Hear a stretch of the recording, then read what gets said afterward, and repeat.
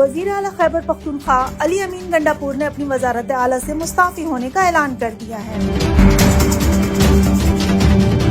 علی امین گنڈاپور نے ایک بیان میں کہا کہ وہ بانی پاکستان تحریک انصاف کے حکم پر یہ اہم فیصلہ کر رہے ہیں۔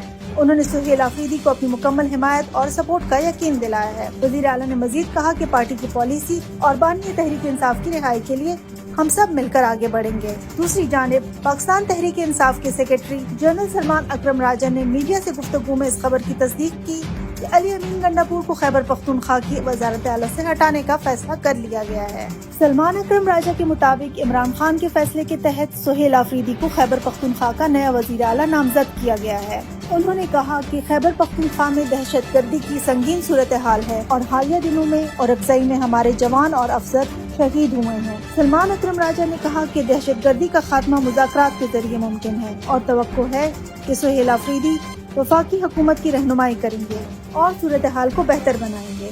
سیکرٹری جنرل نے کہا کہ بانی تحریک انصاف نے علی امین گنڈاپور کو استعفیٰ دینے کا حکم دیا ہے اور یہ فیصلہ علی امین کے لیے بھی بہتر ہوگا۔ انہوں نے کہا کہ نئے دور کی شروعات کے لیے نئی پالیسی کا اعلان بھی کیا جائے گا۔ انہوں نے یقین دلایا کہ کوئی رکاوٹ پیش نہیں آئے گی۔ علی امین گنڈاپور جلد ہی استعفیٰ دے دیں گے اور صوبائی اسمبلی سہیل آفریدی کو وزیر اعلیٰ منتخب کرے گی۔ خیال رہے کہ سہیل آفریدی ضلع خیبر سے تعلق رکھتے ہیں اور پہلی بار PK-70 سے رکن صوبائی اسمبلی منتخب ہوئے ہیں۔